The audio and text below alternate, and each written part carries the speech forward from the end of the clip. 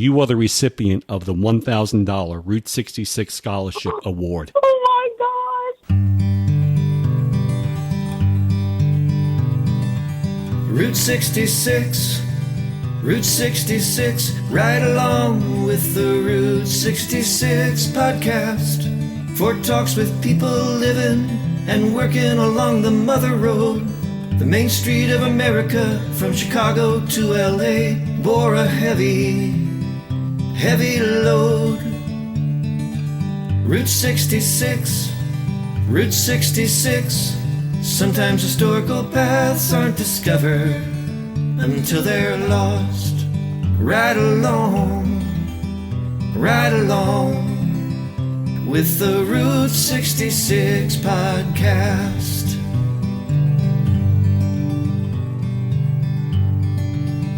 Hello and welcome aboard the Route 66 podcast for talks with people living and working along the Mother Road. I'm your host, Anthony Arno, and I'd like to thank you for joining us here today on our journey. A very special thanks to my Patreon business supporters, including the Midpoint Cafe, Gilligan's Route 66 Tours, and the Jack Rabbit Trading Post. They not only support the podcast, but the Route 66 Scholarship Program as well. And that's why we're here today, to meet some of the 2021 Route 66 Scholarship entries and announce the winner of a $1,000 college scholarship. So let's get started. Route 66 News, as taken from Route66News.com. Jim Hinckley has his latest book out, titled Here We Are on Route 66, and it contains lesser-known stories about the beloved Mother Road. Jim was my guest here on episode number 33. Speaking of Jim, the other Jim, Jim Ross, has released his collection of maps featuring all known alignments of Route 66, and you can find that on his website at jimross66.com. Parts of the Gasconade Bridge might be relocated to a nearby park in Lebanon, Missouri. Roman Rich spoke about the Gasconade Bridge and his other projects here on episode number 37. The Route 66 ghost town of Glen Rio at the Texas-New Mexico border might have new owners, with life there for the first time in 40 years as a commercial business. Workers have installed a chain-link fence around some of the buildings, and word is they're renovating one of the buildings for a coffee shop.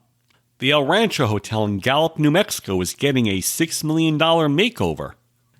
And lastly, the death of Gail Haverson.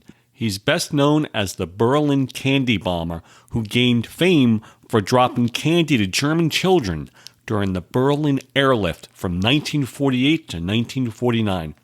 We spoke about him on show number 44, featuring the Spartan Miami Flight School along Route 66. Listener feedback. Today for listener feedback, we go to Italy, northern Italy, to hear from Alice, who's a big Route 66 fan. Here she is. Hi, I'm Alice. I live in Italy, in the Dolomite, about 1.5 hours from Venice and the sea. I love Route 66 and I'm planning a road trip with my family. I have a son, Samuele, and a daughter, Beatrice, and also a husband. I hope to come in the USA on 2023. I listen to your podcast every Tuesday from October because I'm not a job on Tuesday. I work in a local tourist office in a small village called Agordo. I love your story and the story of people living and working along the Mother Road. I hope to come soon to visit the Route 66 and all the attraction on the road. Thank you for your podcast. I can dream. Thank you very much, Alice. Thanks, Alice, and we'll be sending you a Route 66 calendar and some Route 66 stickers for your children. She mentioned in her email that her children are younger, and how cool is that to travel the Mother Road here in the States with her school-aged kids? Thank you again to my Patreon supporters for supporting not only this podcast, but the scholarship program as well. And they include my newest Patreon supporter, Jeff Bushell from Joliet, Illinois. Jeff writes that while he's familiar with Route 66, he's also discovered some additional sites along the road thanks to the podcast. Well, Jeff, thank you for your message, and we'll be sending you a Route 66 calendar as well as a new Patreon member. Jeff is from Joliet, which is about an hour out of Chicago and the perfect first stop if you're starting your Route 66 trip in the Windy City. Joliet has so much to offer, from the Rialto Square Theater, a beautiful 1926 vaudeville-type theater built the very same year 66 was commissioned as a highway. The old Joliet Prison, famous from the Blues Brothers.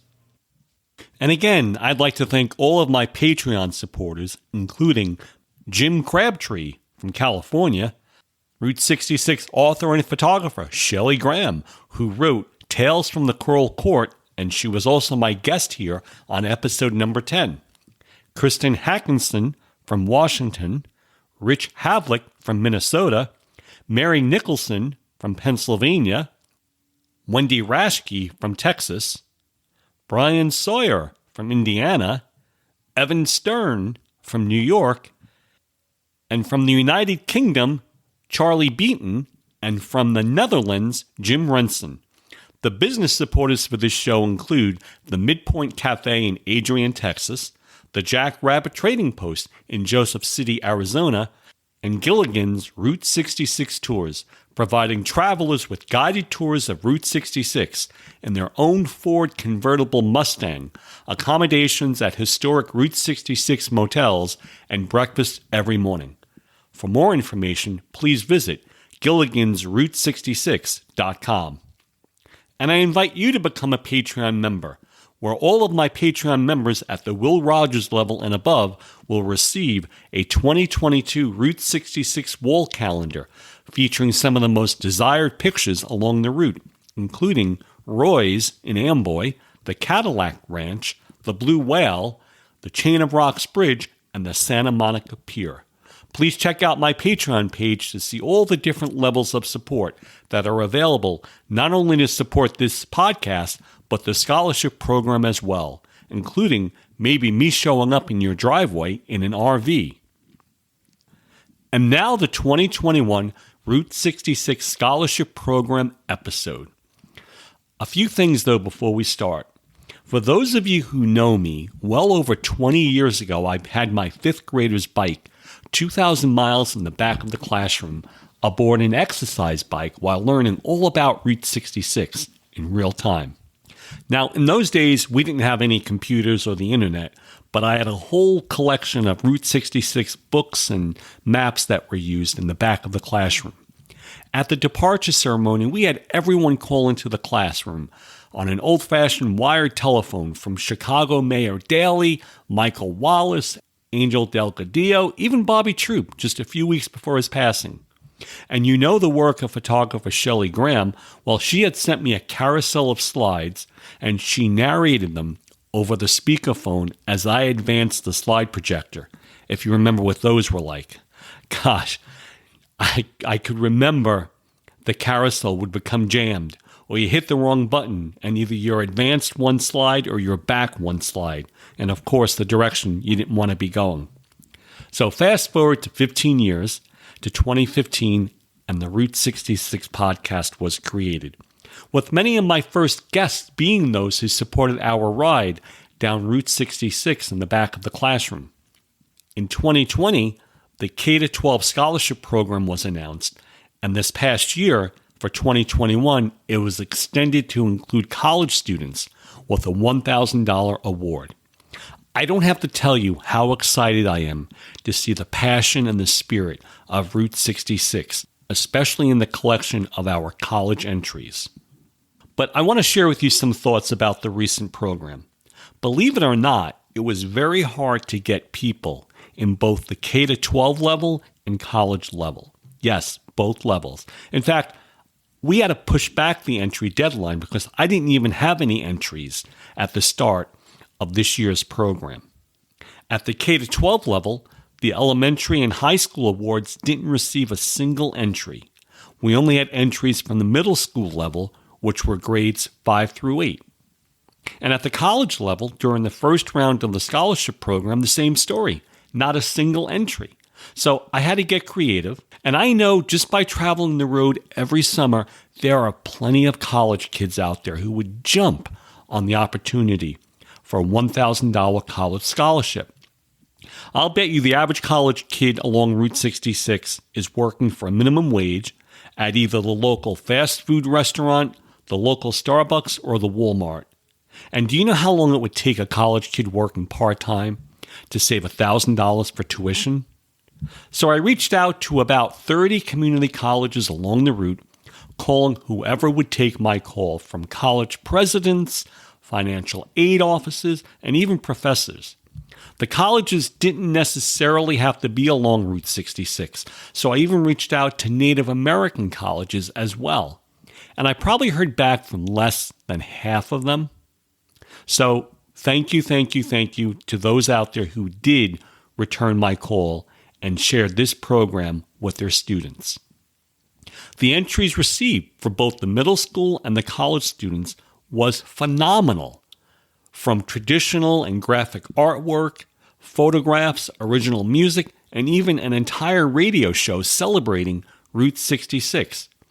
Both Patreon members and past guests voted anonymously on both the overall entry and a series of short answer questions that the applicants responded to. So let's start with the only winner in the K-12 division, who's actually one of my students. Here's Kira. Hi, Kira. How are you doing today? Good. Kira, tell my listeners, full disclosure here, how do you know of me, Mr. Arno? Because you're my quest teacher, and I watch your podcast. That's right. And just to explain to everyone if they don't know what Quest is, it's the STEM program, right? Yeah. And I've had you as a virtual student. What was one thing out of the class you enjoyed the most that we did? I like the catapult unit. Oh, that was a lot of fun, definitely. Yep. So, Kira, when I sent out the invite to my students, had you ever heard of Route 66? No. What was the first step you took once you thought you would be interested in entering? I looked up some pictures on Google and listened to some podcasts. Okay, and we have quite a back catalog of podcasts. And you have the image in front of you. Mm-hmm. Just tell my listeners basically what it is. Let me help you along here. It's a picture of a shield, and inside of the shield, there's 4 quadrants, or it's split into 4 equal sections. What is written on the outside of the shield? What type of design did you use on the outside of the shield? I used like a road, and it says Route 66 on it. And the judges were past guests on the podcast, so people who might have businesses along Route 66, people who have written books, in addition to my Patreon supporters. One judge wrote, "I love the road border along the exterior of the shield and the wonderful colors. The artist did a great job representing the different stops with icons." Another one wrote, "I loved how you created the shield and you drew the dashed lines like you would find along the road to give the viewer a sense of movement." Inside the shield, you have 4 different stops on Route 66. Which one do you want to tell us about first? I could do the TPs, also known as the Wigwam. Yes. Wigwam Village. And that's one of the only 4 that you have that I did not release an episode on. So that tells me you definitely researched that. Tell me in your own words, what type of attraction is that? There's actually 2 of them. There's one in Arizona and one in California. Tell us about the wigwams. You could stay in them, and I saw a video where somebody like slept in one, and they look really cool on the inside, and there's like really like old-fashioned cars parked outside of them. And was that a picture you drew that you copied? I did use a little inspiration from Google. Let me read to you what one of my roadies wrote.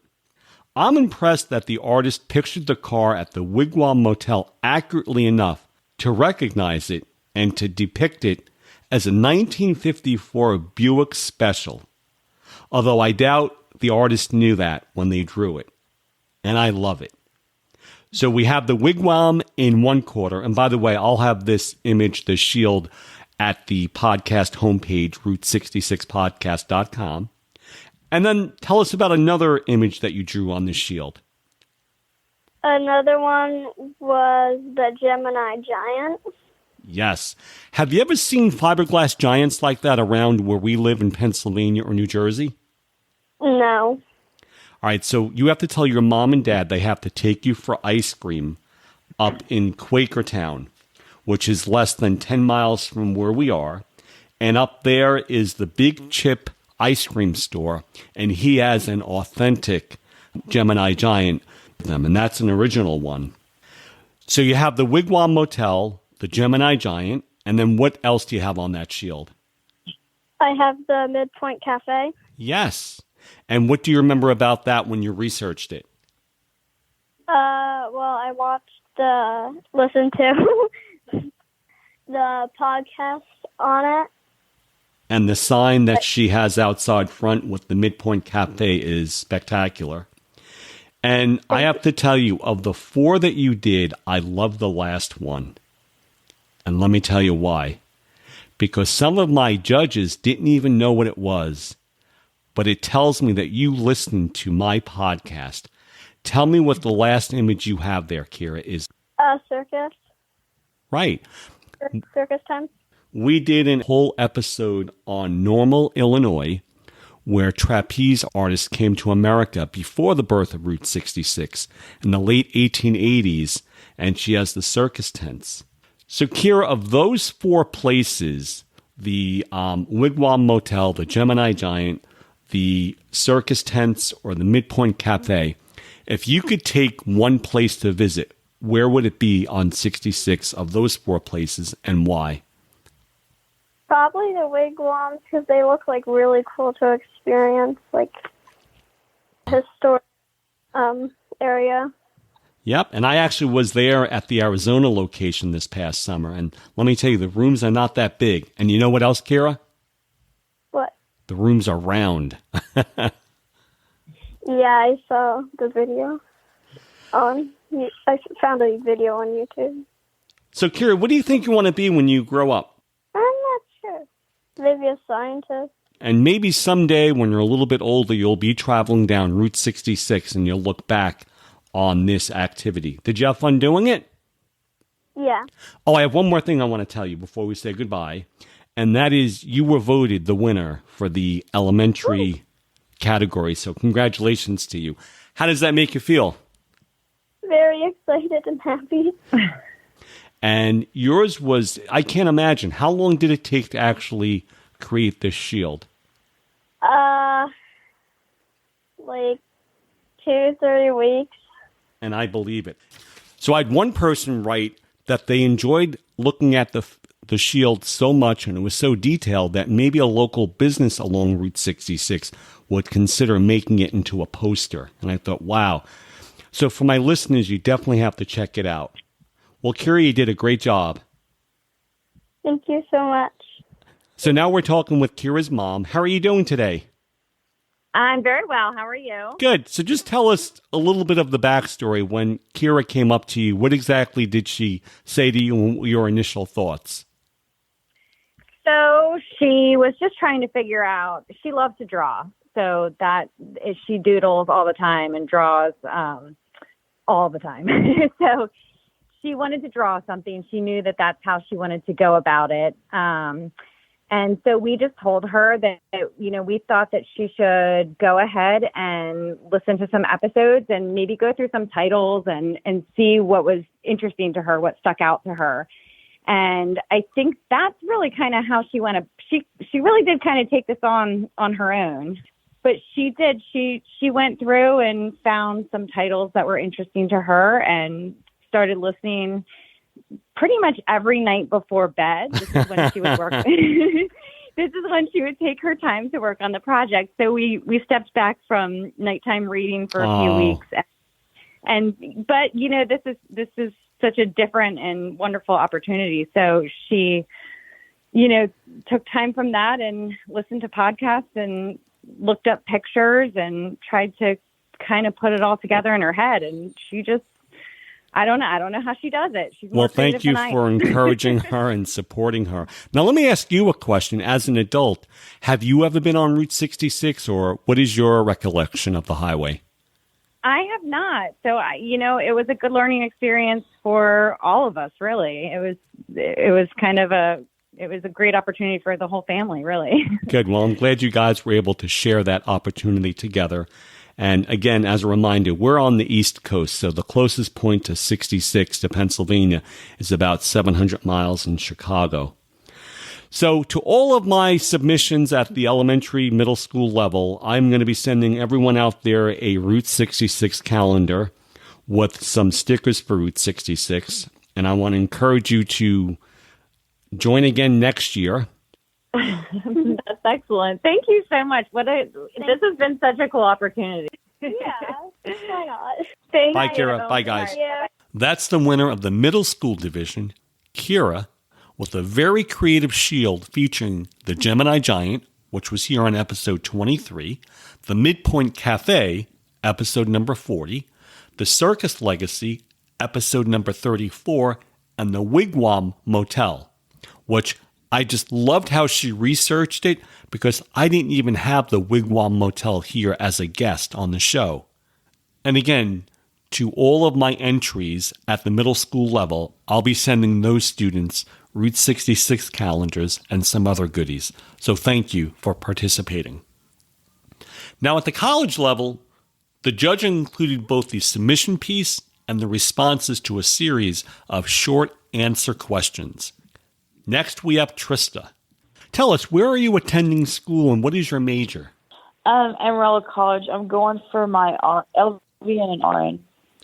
How did you hear about the scholarship program? Our English teacher. What was your entry that you submitted? It was the Cadillac Ranch painting. When we look at the picture, would you say it's the Cadillac Ranch from today or from years gone by? Both. Pretty much almost as a timeline. It has the Cadillac Ranch cars from the first time they were put in, and as it goes down the line, years take, people painting on them, rain, rust. It's just like a little timeline of the cars. And did you do that physically at the Cadillac Ranch? No, I did it sitting in my bedroom. And as an aside, I'm looking at the picture now. I liked how you had just the cans of spray paint on the ground. Yeah, and just a little bit of paint on the ground, because some people like to test their spray cans out on the dirt, and then sometimes you go out there and there's like on the dirt, there's spray paint all on the dirt because they're testing their cans out. And how would you describe for our listeners the sky that you included? Oh, so pretty much it could be almost a sunset or a sunrise, but it has like storm clouds in it. Because around the cars, you could see the water reflection. Yes. So it could be just about after a storm, maybe, I guess you could say. And I've been there after a rainstorm, and it's kind of tricky maneuvering around the cars with all that water. Oh, yes, because it like all just gathers around the cars. And I like the shield that you have, Amarillo, Texas, Route 66, which is leaning a little bit. Give us some thought into how you designed that. I actually came across two different street signs on Google, because I was looking at the cars, when they very first put them in the ground as of today. And I came across two different street signs, and I just kind of combined them together. And I like how you have Route 66 written in white, but you could see the flaking of the paint or the aging. Mm-hmm. Well, Trista, I want to thank you so much for entering this, and I want to wish you the best of luck. Oh, thank you. That was Trista from Amarillo, Texas. Be sure to check out her painting featuring the Cadillac Ranch on Route 66. Here's Sarah. Tell us, what school are you attending and what is your major?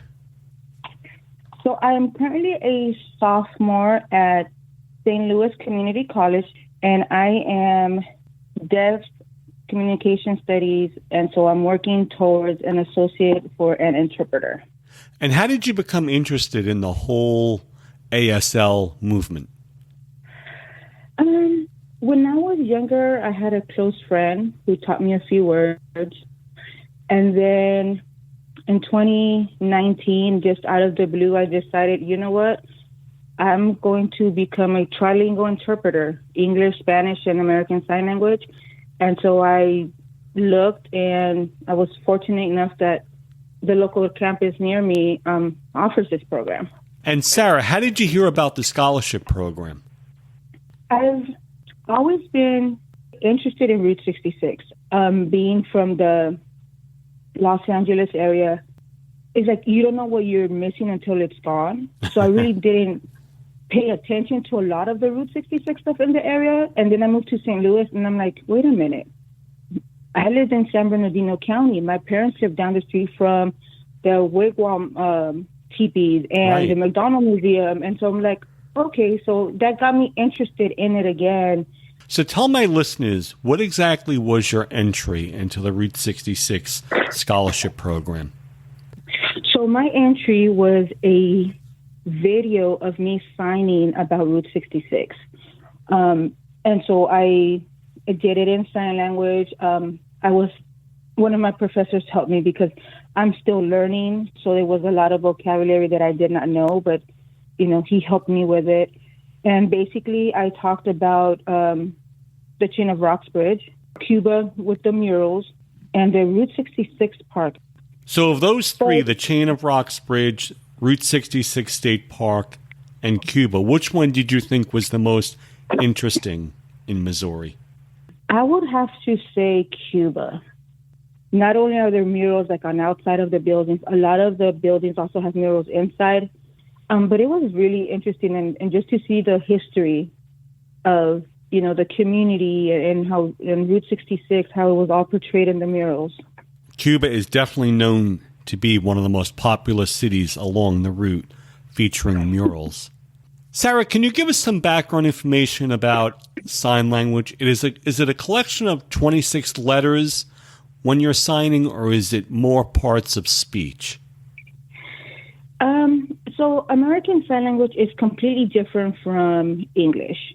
The sentence structure is very different.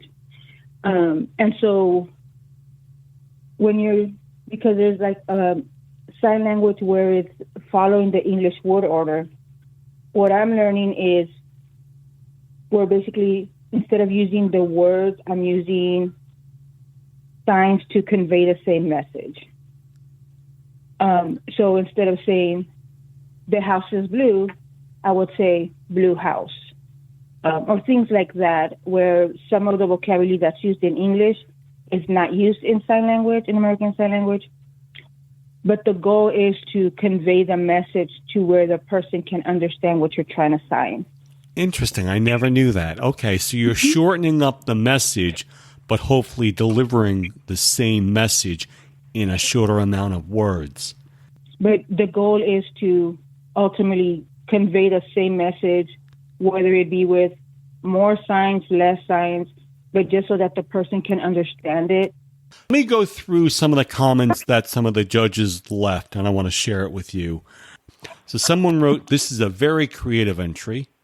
Using your developing ASL skills to tell a story and open up an ADA pathway for Route 66 travelers is quite unique.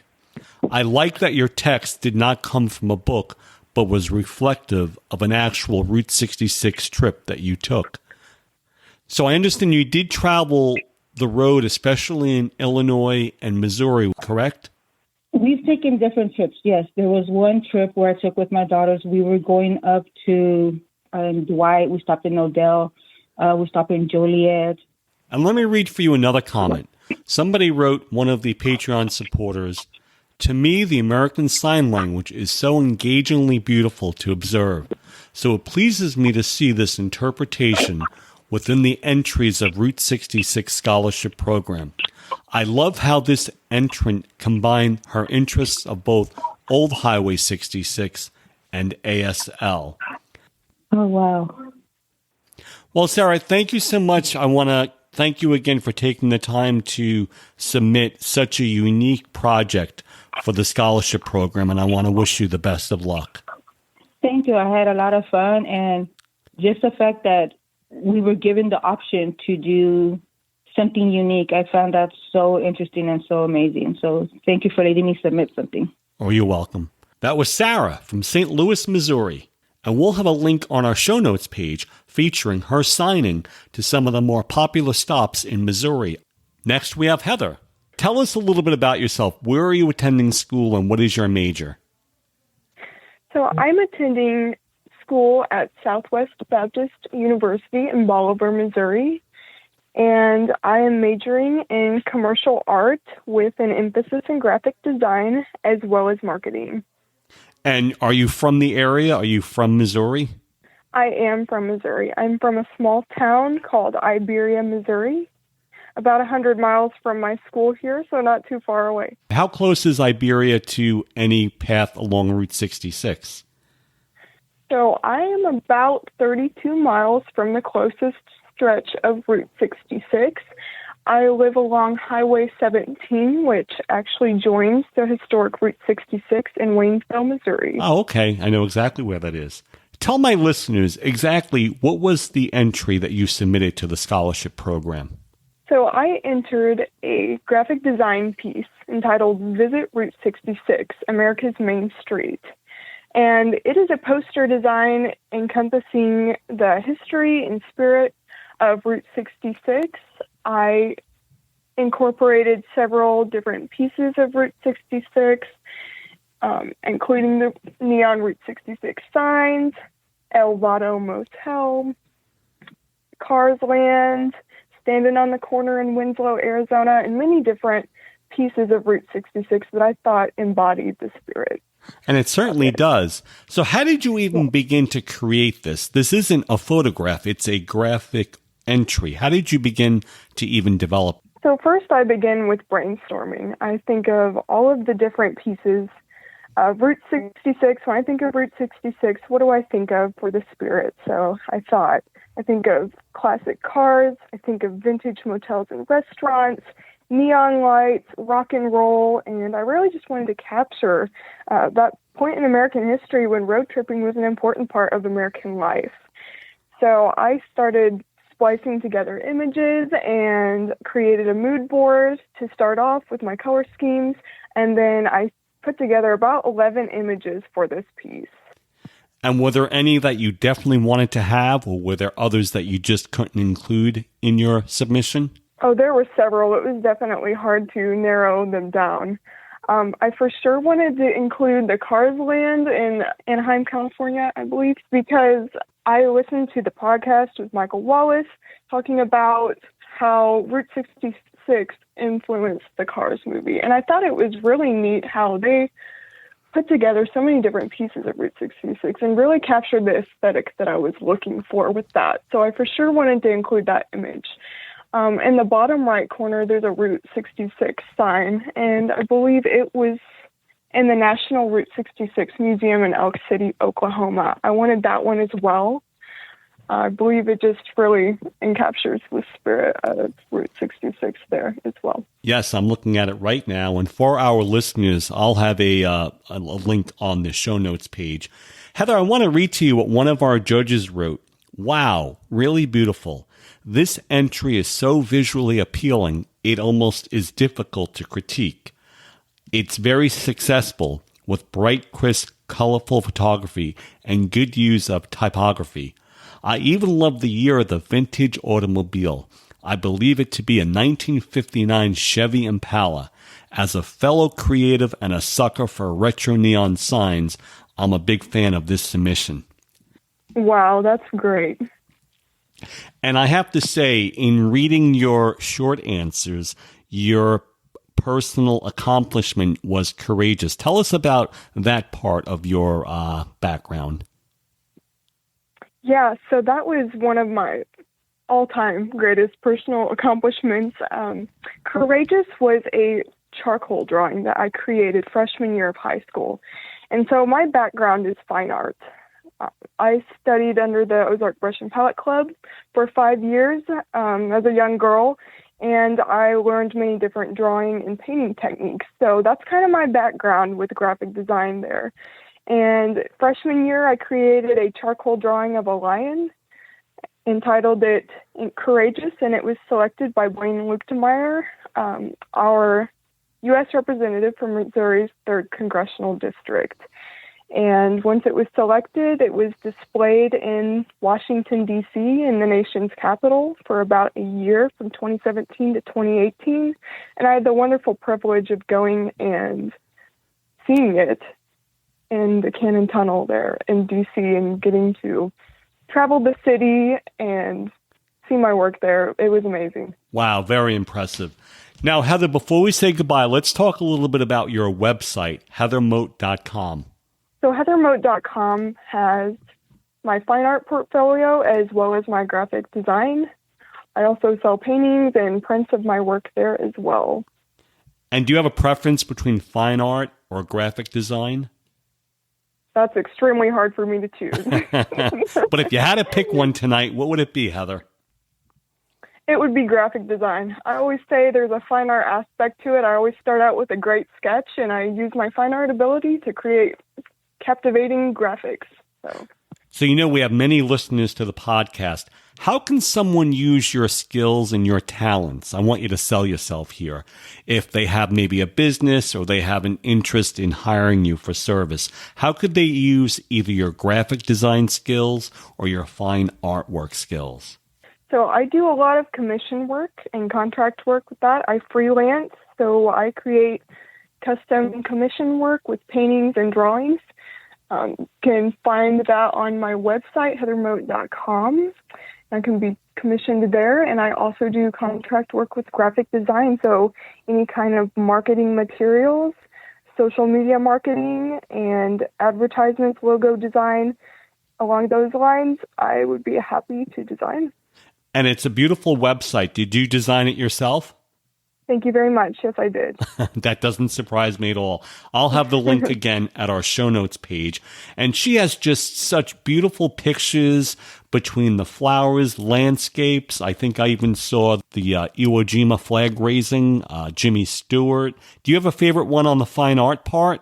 That's very difficult. I have a charcoal drawing that I entitled Bird of Freedom that is one of my favorites, and it is also a charcoal. Yes, incredible. How long did something like that take you to create? That one took me between 8 and 10 hours. Wow. Now, my listeners are going to want to know, have you sketched any parts of Route 66? I have not, but it's on my bucket list. Well, Heather, I want to wish you the best of luck. And once again, tell my listeners, how can they reach you if they have any type of work that maybe this young lady can do, which I know they would be very impressed with once they look at the show notes page? You can find me at heathermote.com, and also my email is heather@heathermote.com. Heather, best of luck in your studies. Thank you very much. That was Heather from Iberia, Missouri. And be sure to see the links on our show notes page to see her Route 66 submission, including her other work in both the fine arts and graphic design from her website, heathermote.com. Next, we have Lance. Where do you attend college? I attend college at Amarillo College in Amarillo, Texas. And what is your major? I'm a mass media major with a focus in radio, television, and film. And then I was reading on your short answer essay for the scholarship that you actually did work with Children's Hospital in Dallas. Tell us about that. Well, first and foremost, I got my original degree in hairdressing, and so I worked at a big salon in Dallas, and the owner of the salon gave us 12 choices to choose a charity to do work with. I just thought doing work with the Troy Aikman Dallas Cowboy children's wing of the Children's Hospital would be fun, and I had to shave a 4-year-old's head who was he had cancer, and they were going to start his chemo, I assume, and he was part of a Indian tribe from Oklahoma, and his entire elders tribe, 30 people came and witnessed me shave his head, because in their Indian culture, you don't ever cut your hair until you become a man at a certain age, like 15 or 16. I'm not sure what the culture was, but so it was a really big deal to do anything to his hair before he reached this age, in their tribal traditions. And so it was a really big deal, and I got to do that in front of the tribe. And then it was just really funny to hear the 4-year-old's reaction when he looked in the mirror. And what was his reaction, Lance?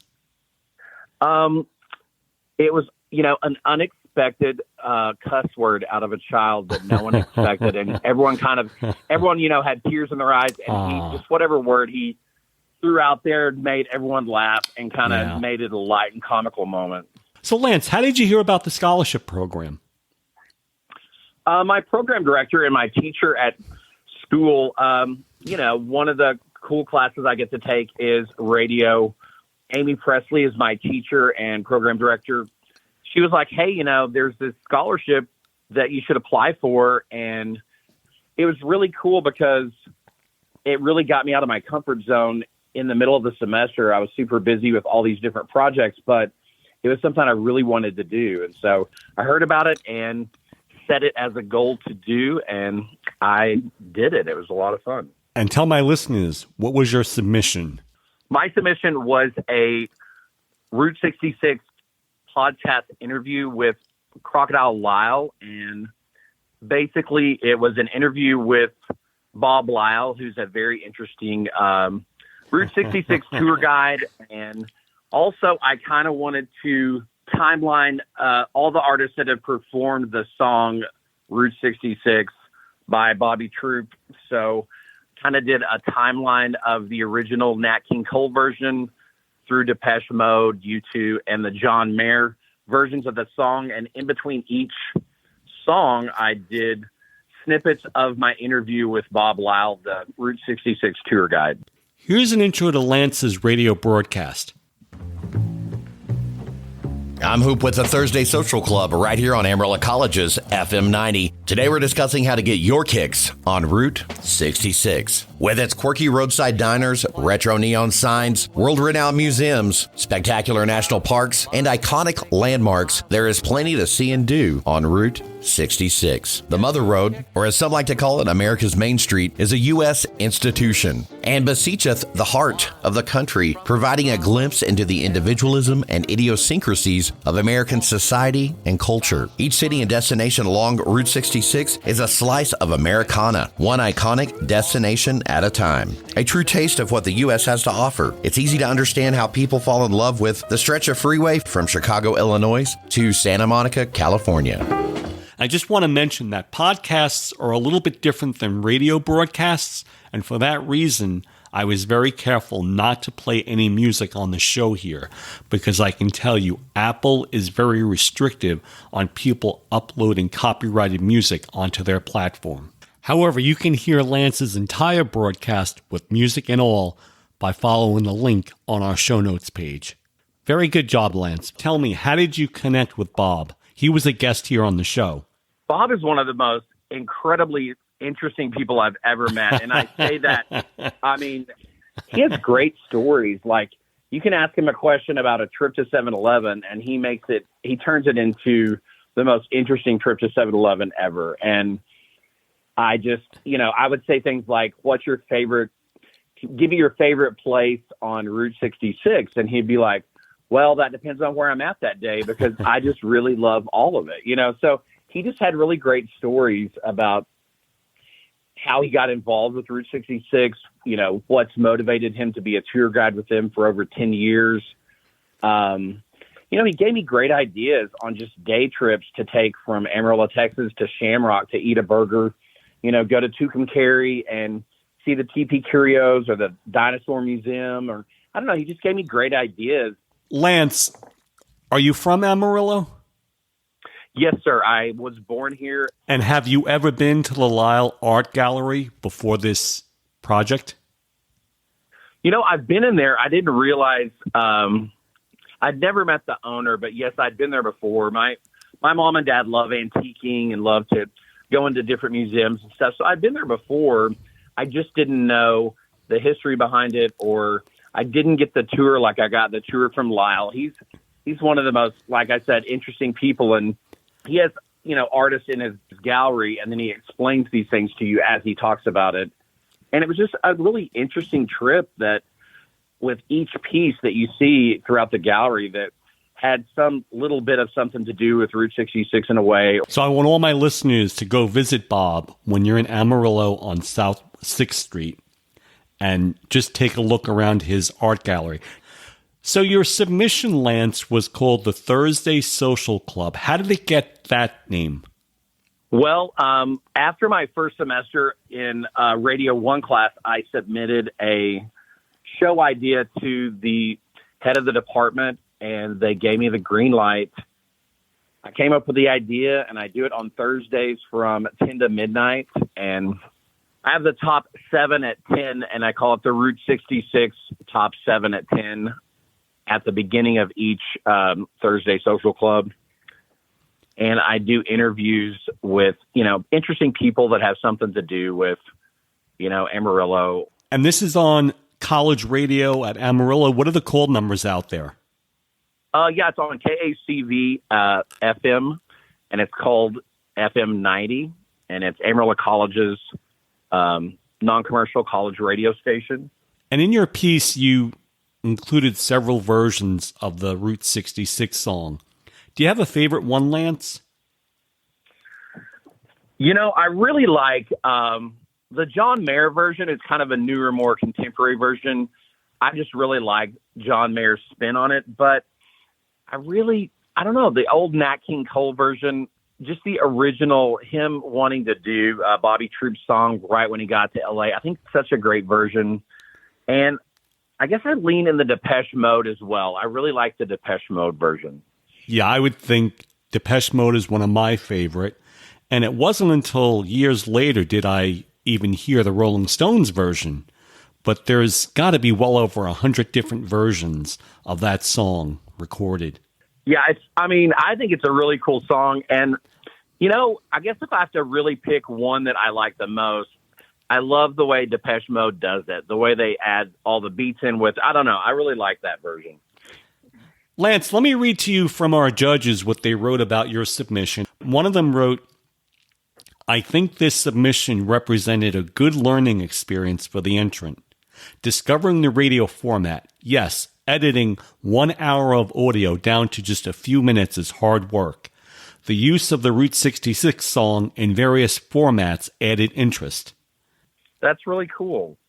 And then here's another one. There's so much to like about this Thursday Social Club Route 66 piece. It's so well written and expressed by the student. Of course, the music selections combine with the conversational elements by Route 66 artist Bob Crocodile Lyle was golden. Thank you for the opportunity to listen to such a well-crafted audio program. I even learned things about the revered Bob Lyle I never knew. Beautifully done. That's so cool. I'm really excited that I got to edit it and get it in on time, or just get it ready like I did, because I was under extreme, lots of deadlines. I had finals to do that week, and I don't know, it was really fun putting it together. Well, you did a great job. So, Lance, before we say goodbye, you mentioned in your short answer that day trips on Route 66 are really fun. Do you have any particular spots along the road that you enjoy day tripping to?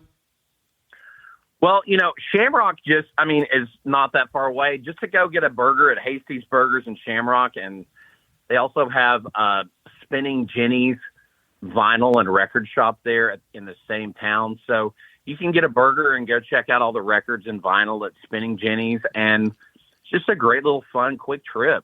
Lance, I want to wish you the best of luck. Well, definitely thank you so much. This has been such a fun opportunity, and I've just really enjoyed getting to be a part of the process. Well, thank you. You did a wonderful job. That was Lance from Amarillo, and you could hear his entire broadcast and talk with Bob Crocodile Lyle on our website. Next, we have Deanna. Where are you attending school, and what is your major? I go to Oral Roberts University, and my major is graphic design. And eventually, what type of career do you hope to land into? I hope to do animation and also something with music. And how did you hear about the scholarship program, Deanna? I now work for the Route 66 Native Arts Alliance in Catoosa, Oklahoma, and my boss told me about the scholarship program. And what do you do with the Alliance there? I am the personal assistant and secretary for the organization. What do they do? What is their overall goal or their objective in that area? It's to bring cultural tourism to the Cherokee Nation along Route 66. Well, that sounds very interesting. Yeah, they just started last year in the summer. They wanted a way that they can show the community the local talent, at least with the Cherokee peoples. And they just happen to have the right timing and the right building and the resources to create this organization to showcase artists and entrepreneurs. Well, tell my listeners exactly what was your entry. My entry was a song, and it was called Remember. And I'm going to play it right now, but before I do, I want to share one response I got from one of the judges, and then I'll go right into it. This epitomizes the scholarship program, talent in words and in voice. So here is Deanna's song, Remember.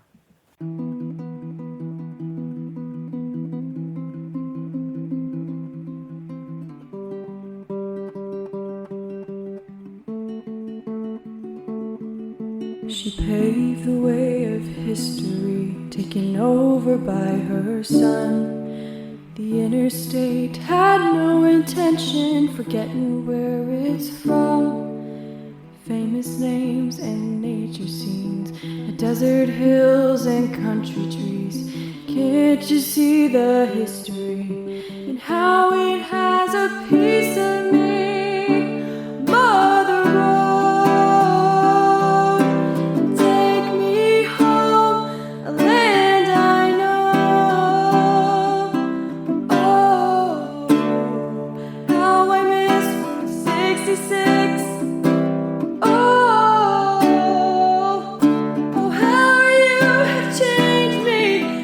Decades of time from a firm foundation, traveling for miles. Oh, remember. Oh, artists, painters, poetry make up a path you see, inspired by the history, family roots grow underneath. My native blood calls out to me, don't forget your history. I listen to the beckoning and follow where she takes me. Mother Road, take me home, a land I know. Oh, how I miss Route 66. Oh, memories you gave me, and I'll never let them die. Thanks to my mother, the road will help me fly.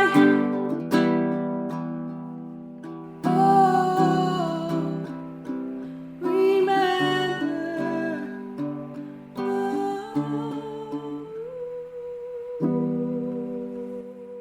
Wow, that was spectacular. What goes through your mind when you hear that song, Deanna? All I can think about is just when I grew up in Oklahoma and all of my various traveling. I just have a lot of nostalgia with my heritage and just where I came from and how I grew up and how all of that has impacted who I am today. And what came first, the music or the lyrics? That's interesting because usually they kind of come together. They're not usually start them separately. Now that song has many verses. What verse sticks out to you? My Cherokee heritage is very important to me. I like talking about it whenever I can. I treasure it. And it's something I connect with wherever I am that I can look back to and just think about where I came from is where I am now. So the verse that says, my native blood calls out to me, don't forget your history. I listen to the beckoning and follow where she takes me. it just goes back to how many times I've traveled and experienced life and how I can appreciate it. And let me read to you another comment from one of our judges.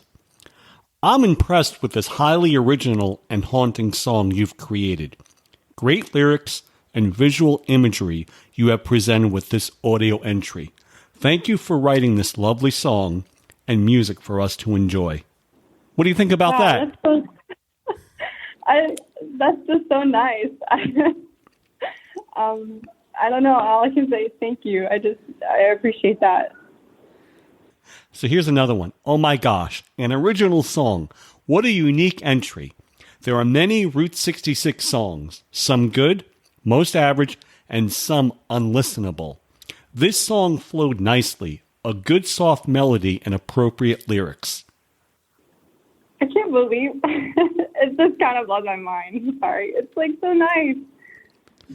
Does writing music come easy for you, Deanna, or is it a challenge? I've been writing music for the last, I would say, 18 years now of my life, and I would say it comes very naturally to me, but I've been kind of trying to branch out in how I wrote music, and this song that I wrote has a different sound than how I usually write music.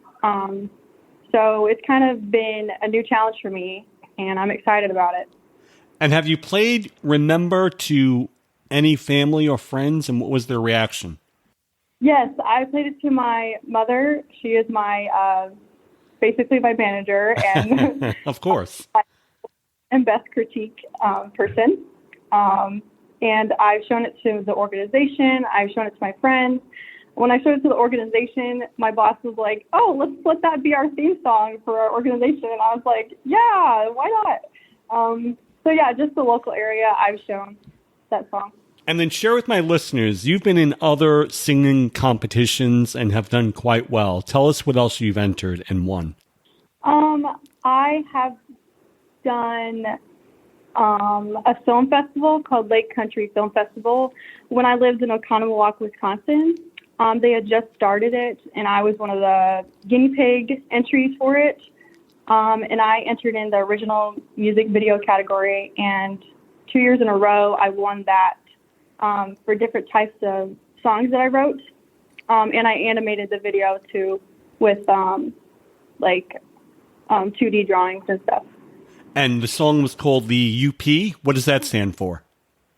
Yeah, in the UP, it has to do with when I lived in Michigan for about 3 years. I lived in the Upper Peninsula of Michigan, and the locals call it the UP for short. And they were called Upers, and they had their own traditions and things about nature and heritage up there as well. And so that was just my song for appreciation and love of that area that I lived in. So we'll have a link on our show notes page for In the UP. And for Remember, you played the ukulele. Do you play any other instruments, Deanna? Yes, sir. So I play the piano. I've been playing that for 12 years. And then the ukulele I've been playing for 6 years. And then I've been singing my whole life. So, yeah. Now, Diana, how much of the road have you traveled? You're in Catoosa, and actually one of my past guests was the Blue Whale of Catoosa, where I had Blaine Davis, the son of Hugh Davis. I'm sure you've been there. Yes, I actually live a minute down the road from the Blue Whale, and my mother and I and my family love going there just because it's such a neat spot.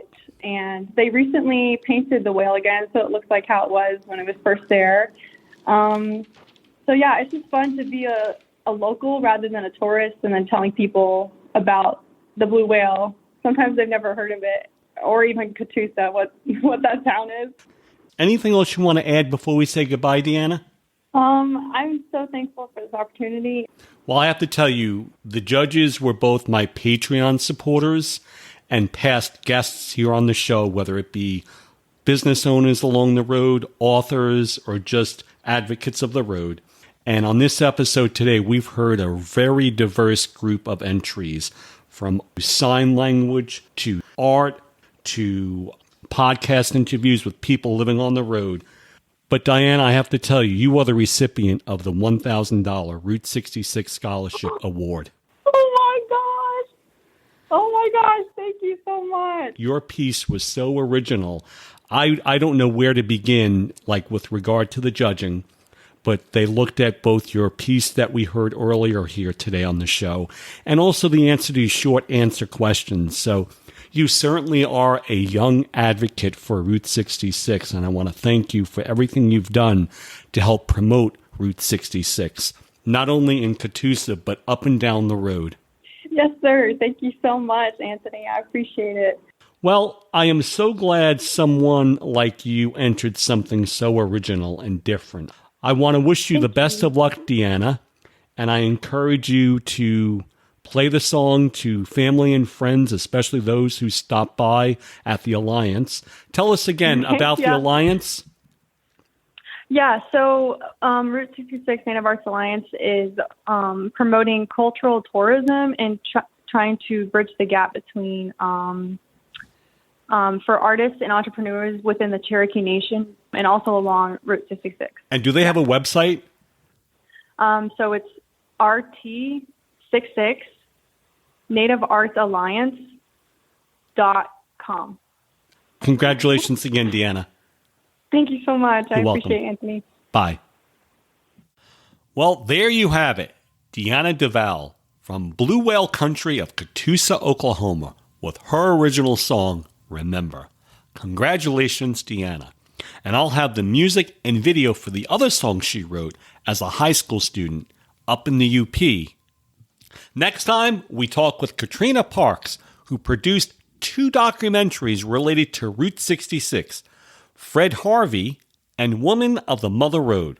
We'll be celebrating Women's History Month with Katrina, talking all about her documentary, The Woman of the Mother Road, which will be playing on PBS during the month of March in select markets around the country. Here's a promo put out by American Public TV.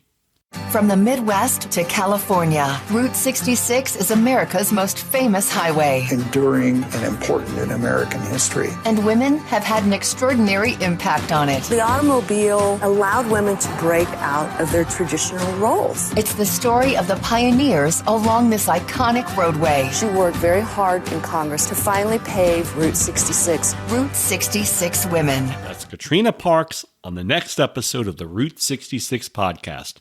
Thank you again to everyone who entered the scholarship program, and I encourage anyone in grades K through college listening to this episode to submit an entry for the 2022-23 school year once that opens up.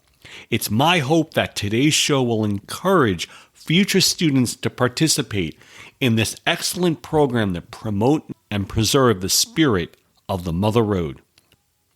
Please support the Patreon program, whether it be pledging just $1 per month or becoming a business sponsor. Every bit helps. And in this show, this episode, that is made possible by my Patreon supporters, thank you. Thank you, thank you, thank you on behalf of not only myself, but all the students who submitted entries this year. Thank you, Patreon supporters. Until next time, I'm your host, Anthony Arno. Be well. She paved the way of history, taken over by her son. The interstate had no intention, forgetting where it's from. Famous names and nature scenes, desert hills and country trees. Can't you see the history and how it has a piece of me? Mother Road.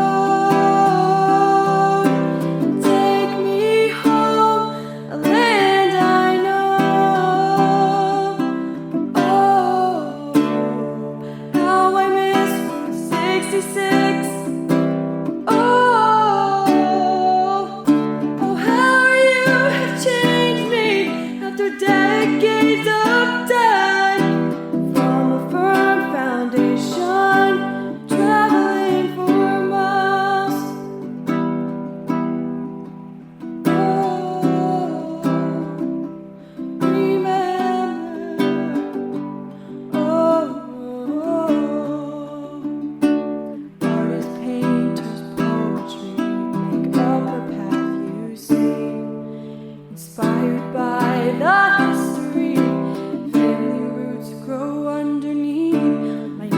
blood calls out to me.